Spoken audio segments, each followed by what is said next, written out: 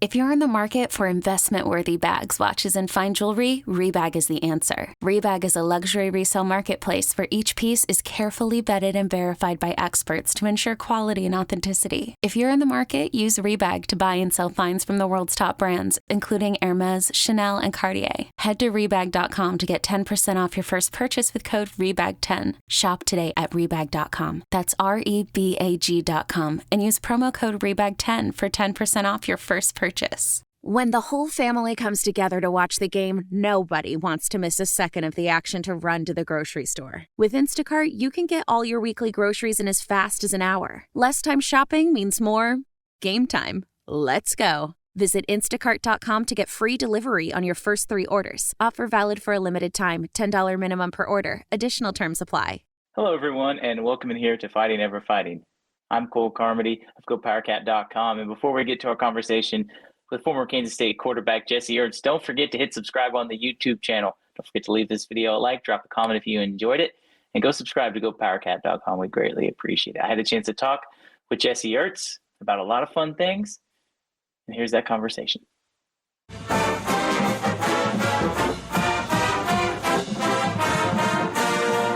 Welcome in here to Fighting Ever Fighting. I'm Carmody, joined today by former Kansas State quarterback Jesse Ertz. Jesse, thanks for joining me today. And for those for the fans who may not know what you're up to these days, why don't you just give a little update on what the life of Jesse Ertz looks like in 2023? Yeah, I appreciate you reaching out to have me on. So things are a little different for me. A lot less athletics in my life these days as far as me touching a ball, but I work for a company called Arthrex, which is an orthopedic medical sales company. And basically I supply everything from drill bits to screws to joint replacement, trauma plating for fractures.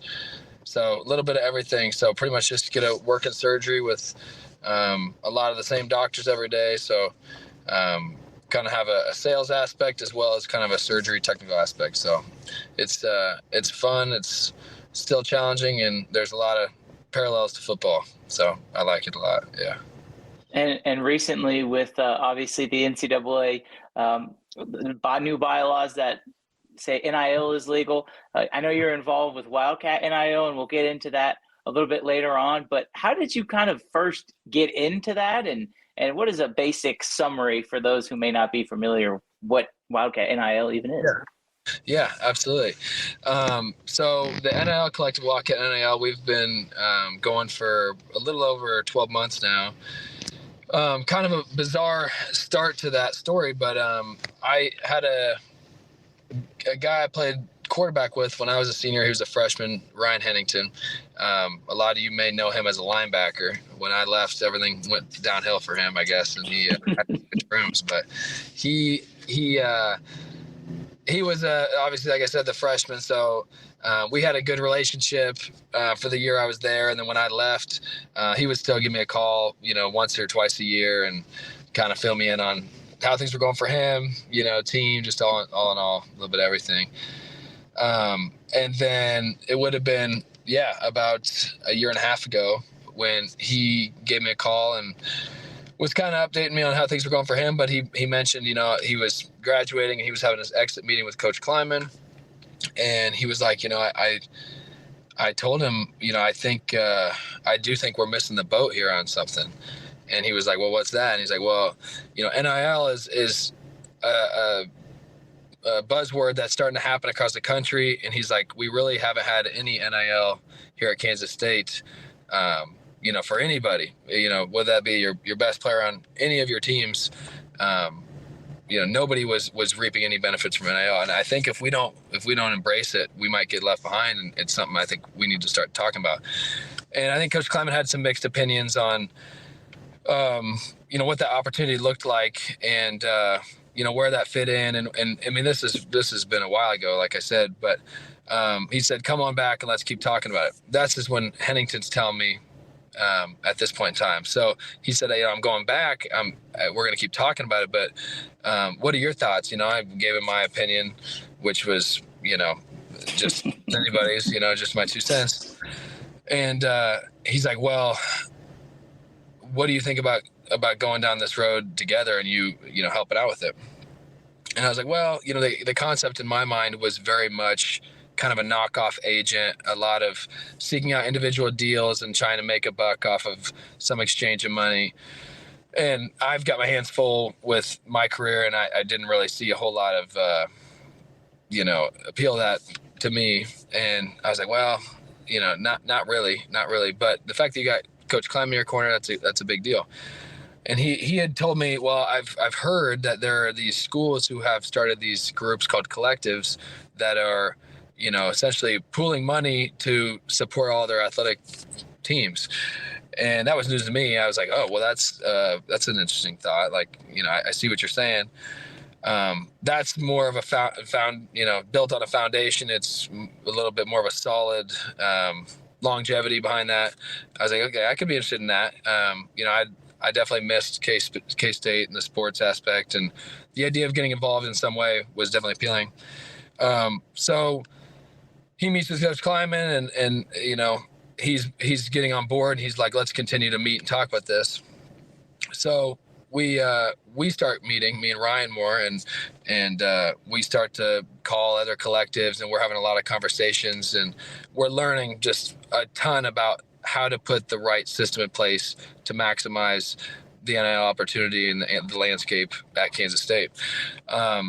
And through that, we're finding out a lot of different angles people are doing that. But one of the really appealing things to us and the way we kind of tried to base Wildcat NIL around is the charitable side. And that's the side a lot of people don't quite know about NIL and don't really see. But Wildcat NIL Foundation, we are an actual 501c3 with the IRS, which is really exciting because it takes a lot of time to get that approved by the IRS. And for us, it took about a month. So the IRS looks at what our mission is, what we do, and they deem it to be a charitable cause 100%. So what we're able to do is we're able to take a blanket contribution, give a tax deductible receipt to the donor, and then we pair the student athletes with local charities, and they go do work with Boys and Girls Club, Big Brothers Big Sisters, you name it. Over 10 different local charities and nonprofits in Manhattan area. And then they're able to be compensated by increasing the amount of impressions, the ticket sales, all sorts of things for those charities. So it's really everybody's winning in that situation, which has been great. So that's kind of my shotgun pitch on how I got here and what we do. But yeah, any questions on that? I mean, I think you hit the nail on the head. I think there's a lot of people, when they think about NIL, they think of the massive deals that all the student athletes are receiving with the cars, and, you know, and even some of these more even ludicrous deals of, you know, kids getting, you know, multiple cars and things like that. But I think the one thing about the Wildcat NIL, at least from my outside observation, is that for all the student athletes, I know that I was browsing your website and you talked about every single student athlete, no matter if they're scholarship, if they're walk-on. I think that's a really cool part about what you guys do. But how has your collective kind of changed throughout, not just since it started, but this season in particular, with obviously the success of the football team and the basketball team? I'm sure that's kind of opened up some new horizons for you guys as well. Yeah, absolutely. For starters, we've built our team out quite a bit more. We've got about an 8-person team. We're working with a group of interns from the College of Business, as well as the group of 8 that we have. And the whole entire process and our model in general is just really streamlined. We had all those conversations with a lot of the notable supporters of K-State, as well as just word of mouth and people reaching out and things like that. That's how it was going.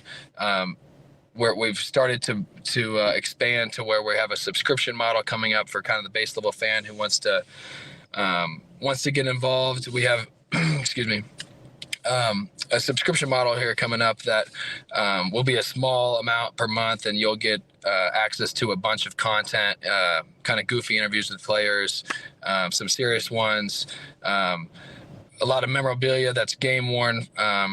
that we are being helped out with the equipment management of the sports teams that'll have autographs on it and stuff.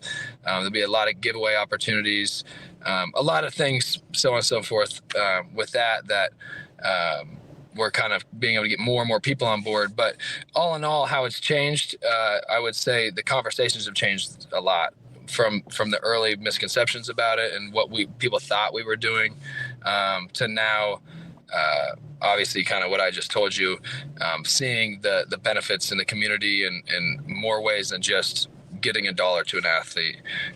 So I'd say that the value perception has changed. Okay, so now we've got that covered. I want to go back to your days at K-State, and how would NIL have changed the way you would have gone about, if it would have changed anything? Obviously, knowing you played for Coach Snyder and just everybody in that environment, how different do you think that space would have looked if NIL would have been around when you were playing? Yeah, that's a great question. The biggest thing there I think about is I don't see Coach Snyder being the at least right off at the gate, I don't see him being a big fan of it. I think the way in which we're going about it, obviously, is a lot easier for him to get on board with. And the one thing that I didn't even really talk about is the fact that it is the future of college sports, and not even just the future, it's also the present. And it's something that has to be adapted to. So as far as Coach Snyder, I think that, it goes without saying that he would have got on board just like everybody. But as far as the opportunity goes to learn how to manage your money, pay taxes, we're working with the athletes on brokerage accounts. There's a lot of things that you learn through this process that, I didn't learn until I was graduating from college and, living in my first apartment in Kansas City, trying to start saving some money. So, yeah. As far as your football aspect of your time at K-State, I want to go even a little bit further back. And I want to ask you kind of about your journey to K-State, because I feel like a lot of the successful K-State athletes, especially football players that come through the school, they have similar stories, under recruited, find a way to get on the field and then have some success. When you were in high school, it's kind of the same story. Just what was it like growing up in Iowa and then eventually making your way down to Manhattan? Yeah, no, that's a good point. I think that the easiest way to explain it is that Midwest recruiting is a little different than some of the higher population states around the coast. When you look at recruiting in the Midwest, typically the in-state school in which you are at, they will try and get you to walk on if they can, which majority of the time, if you're from Mediapolis, Iowa, or Holton, Kansas, or even Topeka, Kansas, you're not always going to get an equivalent opportunity that you would if you lived in Dallas or, you name it, some bigger metropolitan area, where they're going to come from out of state, recruit into your city. They know players from your conference that have played different places. When you look at my time at Kansas State, the amount of guys that we had that were walk-ons that started multiple years, sure, it's football. It's not basketball. It's not baseball. When you talk about the physical development, there's hardly anybody that comes from a senior in high school to a freshman in college and is able to come on a football field like you may in other sports.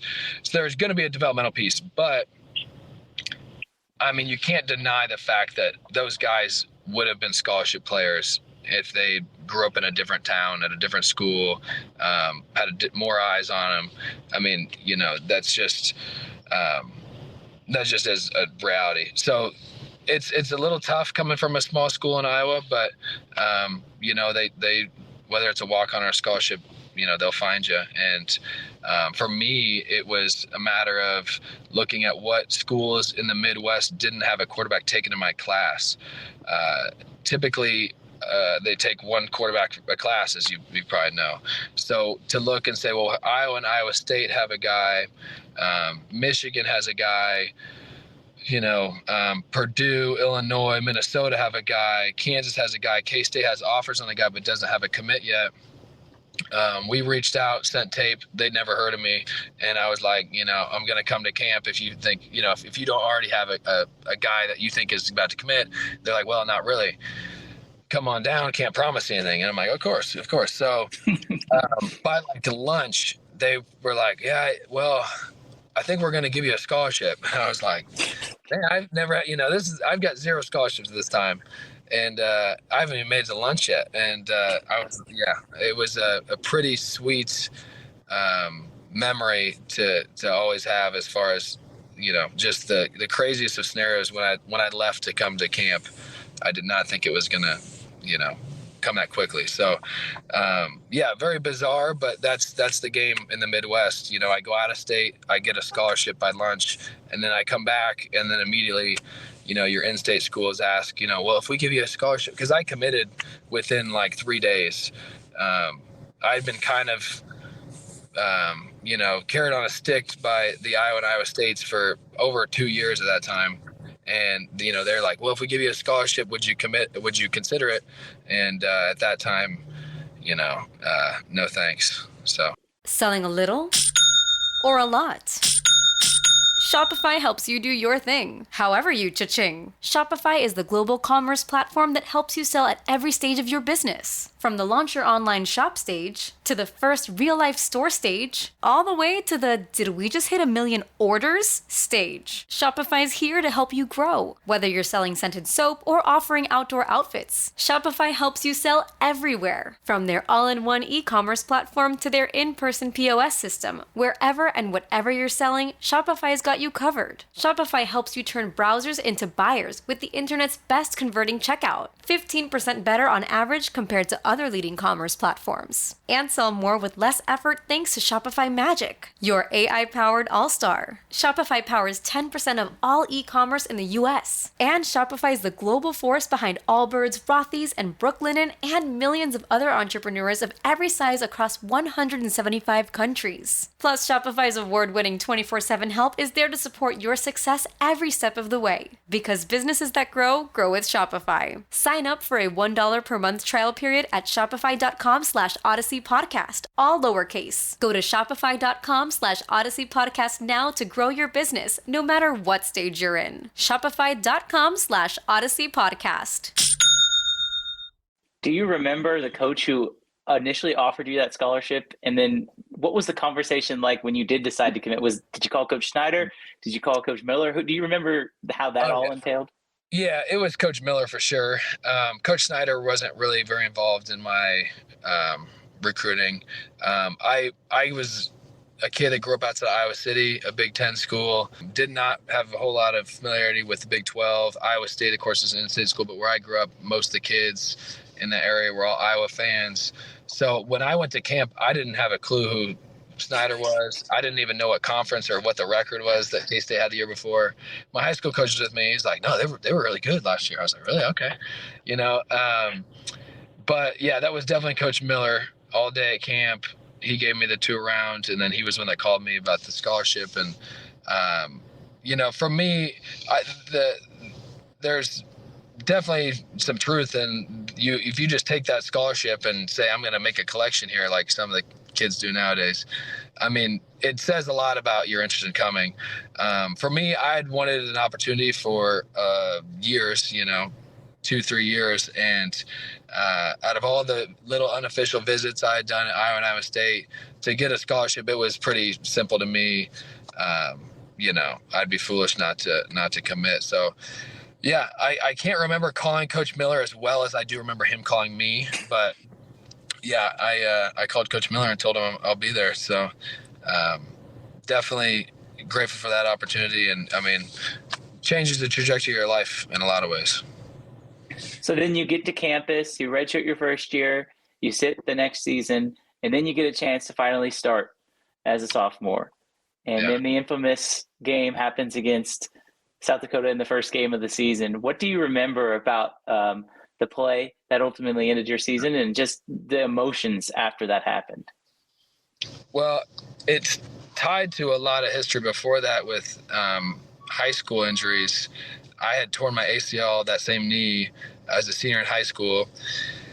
And that had cut me short on all my other sports, et cetera, with surgery and stuff as a senior. But I come to K-State as a freshman, and I'm still rehabbing that knee. As a college quarterback, no one's tackling you in practice. You got the green jersey on, I hear it all the time. And then I start that game as a sophomore. I hadn't been tackled since I tore my ACL last time. So there's a little psychological piece there, but, it's been a good amount of times gone by. But for it to be the first play of the game, and I'll get to that definitely didn't help the psychological aspect. But it was, I don't remember the formation, but it was a quarterback ISO essentially to the left side. And I think that was probably just to kind of get my feet wet, get me tackled, and kind of get you in the flow of the game. Unfortunately, they probably didn't expect that result. But I remember following Winston Demmel up. He fits the backer. I kind of come off his hip, kind of bouncing sideline-ish. I'm still going between the tackles, but coming outside the box. And the safety comes down, and I stiff arm him in the face. And his face kind of gets locked out with my arm, but his legs swing underneath of my arm and hit me in the outside of that knee. And in high school I tore it, and it hurt, but it didn't hurt that bad. I actually played another game without an ACL, but that one, it felt like my knee exploded. I had MCL, so I just had a lot more swelling. And I knew immediately, with the adrenaline stuff, I was like, yeah, that's not good. And then it was a short sophomore year, but I ultimately might have been a good thing for me in the long run psychologically, just because I kind of had no choice but to go to a place where it's like, if I re-injure it one more time, I'm definitely done. 2 tackles in a row, 2 ACLs, same knee. You start to question, is it genetic? Was the surgery not good? You're questioning all sorts of things. So I definitely committed to the weight room in a different way than I had prior to that. And I lived with Jordan Willis, who, if you've ever seen Jordan Willis, he's no stranger to the weight room. And he didn't have a vehicle. So I would drive us to the grocery store. He'd pick out the groceries. We'd split the bill down the middle. He'd cook everything, and then I'd do the dishes. And the night before, I'd be going to sleep at 10:30. He didn't hardly ever sleep. I'd wake up at 5:30 for runs the next morning. He'd had to send me a text at 1 a.m. with the next day's snacks, breakfast, mid-morning snack, lunch, midday snack, dinner. The whole day he had it outlined for me, and he would have all that food made at those times. And I was able to put on 20 pounds, and all in all, I think just be a little bit more injury preventative. But yeah. So that's, first of all, I just think that's amazing that a kid from Kansas City like George Willis didn't have a car. Yeah. That's pretty remarkable. And you think back, and the amount of bad luck to have 2 tackles in a row be season-ending injuries is just that. I wonder how often that's ever happened in the history of football. You've got to be an anomaly there, Jesse. Yeah. But as we move forward and talk about your junior season, which I think is the season that a lot of K-State fans remember as, really Coach Snyder's last truly, really, really good season. And 9-4 that year. You guys had a lot of NFL players on that team looking back on it now, especially on the defensive side of the ball. I was checking out the stats before we recorded this. It was like the defense allowed just over 100 yards a game, which today's standards is absolutely ridiculous in the Big 12, and it was then too. You mentioned Jordan Willis, DJ Reed, Duke Shelley, Elijah Lee are some guys on that defense. But the offense also was pretty dynamic, led by you, the leading rusher, the leading passer. What was that year like as you guys kind of went through, and obviously leading up to the bowl game against Texas A&M and future number 1 overall pick Myles Garrett? Yeah, you can't forget Dante Barnett in that defense either. Mm-hmm. But honestly, I feel a little bit of guilt about that I didn't throw the ball better because I had separated my shoulder in camp. But yeah, that team in general was loaded with talent, and at the time we felt like we knew that. We never played a team, and fortunately in my lifetime I don't have any games other than being young in high school, where I remember thinking like, we're probably going to lose this game. You kind of grow out of that. And we never had anybody we played where you felt like, we're going to be holding on. I mean, even Oklahoma, I think, was probably the best team we played that year. We played Stanford, but they did not feel like they were light years better. But on the defensive side, I mean, yeah, there was definitely some players. Offensively, Byron's had a great career, obviously. Deontay Burton, he converted to defensive back, but he spent some time in the NFL. Obviously, Dalton Reisner. I hope I'm not forgetting anybody, but Winston Demmel. Yeah, it was a great season. You look back and you say we lost to West Virginia when we have a lead. We lose by 1. Keeps you away from a 10-win season. I really believe if we played Stanford at the end of the year instead of the beginning of the year, like 8 of our 11 starters on offense, it was like their first ever career start. And it's just hard to beat somebody who just finished 4th in the country. You got Christian McCaffrey. And it was a relatively close game for as dysfunctional as we were at that point in the season. But yeah, we definitely had some players, and I think it's definitely a bummer for me. I don't have any regrets, but having talent at receiver, Dominic Heath and Byron, Deontay, and more guys, to not be able to give them the ball better, it definitely puts a damper on me watching film and stuff, just because you're not 100%. I had separated my AC joint, so where your collarbone connects to your essentially your shoulder, your clavicle. So it's sticking up out of your skin. And I would just get a cortisone injection to start the game every week. So I wouldn't practice all week, just watch practice, take mental reps. I'm just trying to get my arm to be able to raise on its own. And then come Saturday morning, about 2 hours for the game, you get the shot. You start doing some windmills with that arm, and all of a sudden it starts to work again. And then they tape it all down, brace it all down, and then you play and often have, 15, 20 carries, and you do it all over again. You're obviously going to be sore. So to see a lot of those things, how well those guys have done in the NFL and stuff. I definitely wish we could have had a more dynamic passing game, but I cherish the memories forever. And yeah, no regrets for me.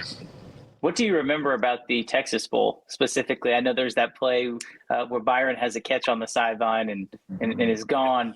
A lot of people remember you putting the cowboy hat on the stage. Skylar Thompson did the same thing after his final game. What do you remember about that Texas Bowl? I know for me personally, watching Scott France just absolutely have an outstanding game as a freshman against Myles Garrett, who we mentioned was the number 1 overall pick the next season. What sticks out in your mind about that game? I think just the fact that we had went on a run and we had figured it out. I kind of talked about us being dysfunctional early in the year. I don't know if I think we won like 6 of 7 to finish the year up, something like that. And just going into that bowl prep, regardless of the opponent, we just were clearly playing our best football that we had all season. And you're getting guys healthy. I was as healthy as I'd been since the beginning of the year. You're just kind of all things hitting on all cylinders. And to get into that game, I don't think anyone really had a doubt that we would come out of that winners. But the game itself, Byron had that really good press release to the boundary. They were playing kind of low, I think, just because we had so much film of quarterback run game, or just run game in general, quick pass game, that safeties would kind of cheat down. So for a guy to be down and halved to that boundary, to be off the hash, it's just a lot. It's just hard to turn your hips and get to the sideline. And Byron cooked his guy and made a great catch and run. And all in all, Dominic Heath had an end-around touchdown. I mean, our defense played lights out. And they had a lot of talent on their offense. So, it makes it that much more of a badge of honor to win that game. When you look at, they had Christian Kirk and they had Trevor Knight. Their running back played in the league a little while. I know that they had a tight end that's been in the league, Seals Jones. and then Josh Reynolds, their other receiver. So yeah, it was just a great opponent, great game, and definitely one of my favorite victories for sure. And so the following year, obviously, injuries are the same thing, kind of the same story for you. And I don't necessarily want to ask you about your final season, maybe just as a cumulative. When you look back on your career at K-State, is there ever a time where you say, I wish that maybe I wouldn't have ran the ball as much as I did, or I wish you mentioned I could have been able to throw the ball more? I mean, injuries obviously were a major part of your career at K-State, but do you think the quarterback run game was a major reason of that, or was it just a accumulation of things? Yeah, I think when you put anybody in between the tackles as many times as I was running, you're opening yourself up to opportunity for injury. I mean, we do everything we can all off season. Obviously I had some success running the ball. It wasn't like I was incapable, but I'm not built like a 5'10", power back that's gonna be able to do that every week 25 times a game. But I also understand that from just a passing standpoint, there is so much that goes into timing of throwing the ball. You're not throwing balls at that level with a guy making eye contact with you. There's so much timing. There's a lot of routes that aren't on your route tree, so to speak, that you've got deep overs, and you're doing things specific that week for something their defense does. So there's a lot of unique throws that you're being asked to do. And when you don't get a rep at all, I mean, obviously you still can complete that pass, but your percentages go down a little bit. They really do. I mean, the windows are small. The timing and the landmarks are different. So there's just a lot of reasons why I understand why we ran the quarterback so much, was purely because of the fact that I couldn't throw as well, which is kind of funny how, what do you hurt quarterback, you running more, but we found some success doing it, and I wasn't going to complain. I was just trying to help the team win. But I think if I could have stayed healthy and ran less up the middle, more zone read, get out of bounds, maybe I take a lesson on how to slide. Maybe I play a few more games. I definitely would have loved to have had that play out differently, but nothing I can do about it now. So. And the last thing I want to ask you, obviously K-State finished the season as the Big 12 champion this past year. They had a chance to play Alabama in the Sugar Bowl. They return a lot, specifically with quarterback Will Howard. From a quarterback standpoint, how good do you think Will Howard can be? And what's your outlook on K-State in 2023? Well, I think the sky's the limit for Will Howard, which I know that's the funny cliche thing to say, but just as far as stature and ability to make all the throws, I mean, I was incredibly impressed with how he played, specifically the back half of the season, obviously, but not only was he like efficient and leading the offense, I mean, he was making some very difficult throws routinely, and he didn't get the whole season to himself, which psychologically I think does play a factor, especially when you get into how many reps you take in practice and different things. You are going into a season and there's no question on who's playing, that's a big help. It is a little bit interesting sometimes, and it's hard to know if you don't watch a lot of film, is what are tendencies, what is a guy's tendencies. The coaches and the other coaches in the conference will be looking and finding tendencies. They do that of every player. And sometimes you do see a second season can be tougher.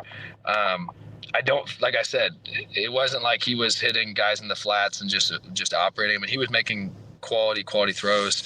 So I wouldn't be too concerned about that. I think the sky's the limit, and it'll be interesting to see some new faces in there, maybe catching the ball. But no, I think he's primed for a huge year. All right, Jesse, I appreciate you hopping on today to talk with me a little bit about your career, a little bit about Wildcat NIL, and appreciate the time. And then we'll talk to you next time. Yeah, cool. I appreciate it. Thanks for having me on.